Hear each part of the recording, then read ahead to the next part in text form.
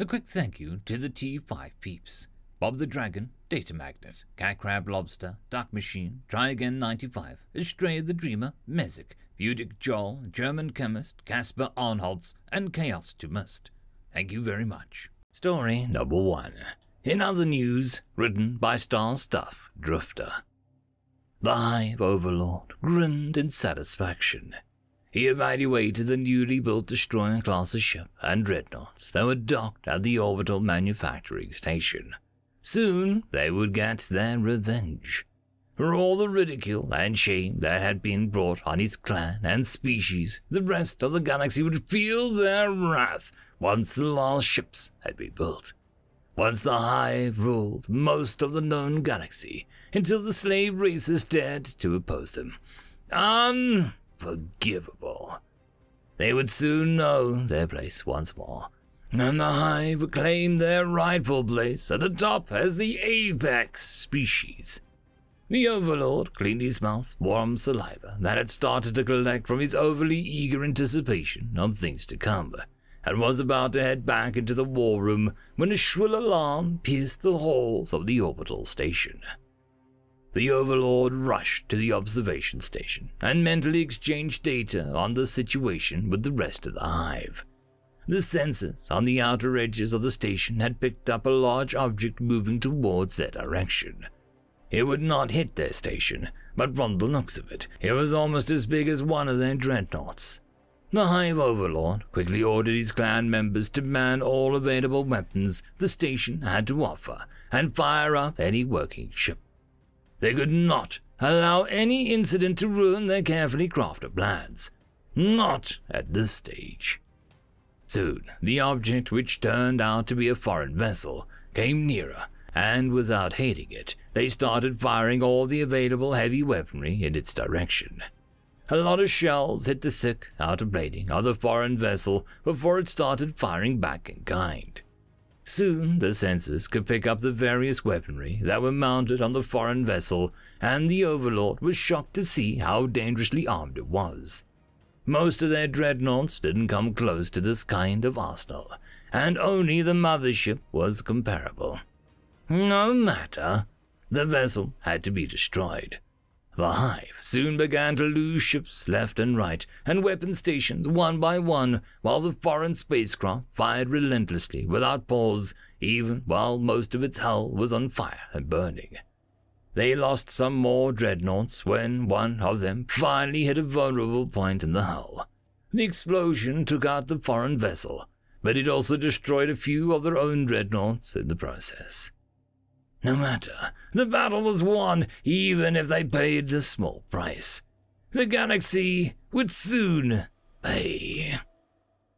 In other news, a small postal ship was destroyed in what was assumed to be a pirate attack in an uncharted part of space. The ship, which was controlled by a simple AI, had to change its usual route due to an ongoing uranium leak and an oil spill from 2 freighters that crashed during a navigational error. Officials say that the black box, once recovered, will shed a light of the event, and action will be taken accordingly. The Intergalactic Postal Service apologizes for any inconvenience that are a result of this situation, and kindly asks you to file a claim for compensation with their customer service hotline, or go directly to the Galactic Web and fill out the corresponding form. And now, the weather with. End of story. Story number 2. Nukers, written by a glass of whiskey. Do you know, youngling, what the human's secret weapon is? The younger officer was not happy being talked down to like this, but he would humor his oldest counterpart. For now. Secret weapon? No, I don't know anything about it, he responded while trying to keep a straight face. It's nukes. Of course it's nukes. Everyone knew it was nukes. Humans have even earned the nickname Nukers. By far, the worst-kept military secret in the galaxy is that the humans have nukes. You don't say. Ha! I know you're laughing at me behind that polite exterior, said the slightly clueless older officer. But tell me this. The Alancas had nukes. The Beltiers had nukes. The Marovoro had nukes. Every single opponent that they ever faced had nukes. Why did they come out on top? No hesitation to use them. The question practically answered itself. They had always deployed a copious amount of nukes in their conflicts. The opposite, in fact, came the answer from his now smug-looking senior. It's precisely that they do that makes them so dangerous. A quirk of their minds, you might say. Really? The people that rained down nukes onto Alanka's planets until they were like glass did so because they were so hesitant to use them. No, you might think me a fool, but tell me this. What happened before that? First, nukes are now elementary history. The Alankas launched a surprise attack and destroyed one of their colony. Not destroyed. Slaughtered. What difference does it make? Dead is dead.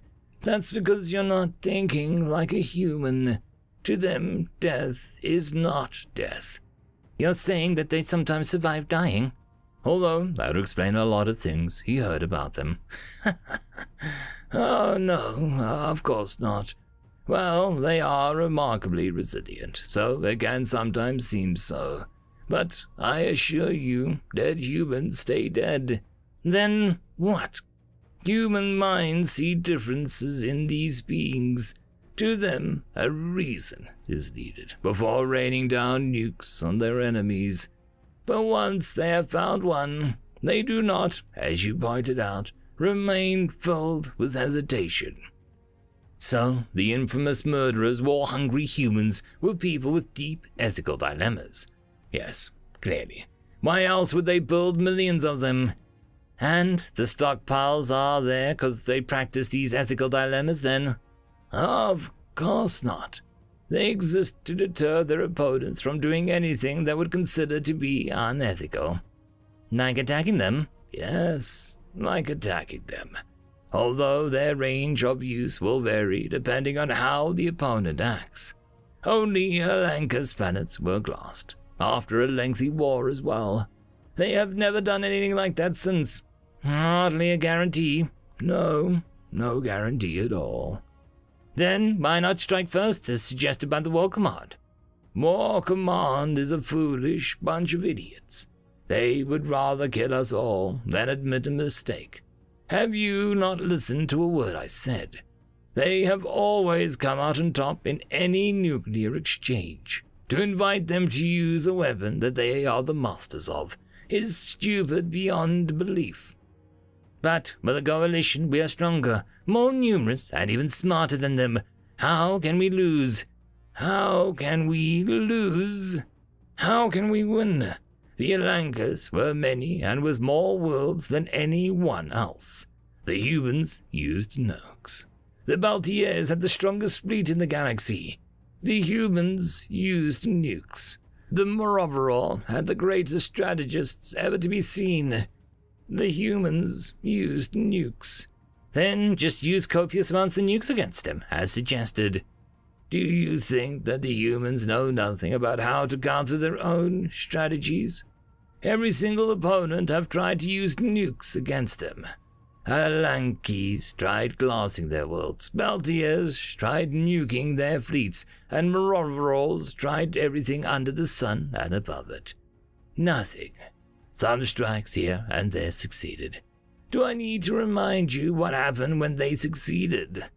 Humans escalated their usage of the weapon to another level, and I do not think that we have seen what they are truly capable of yet.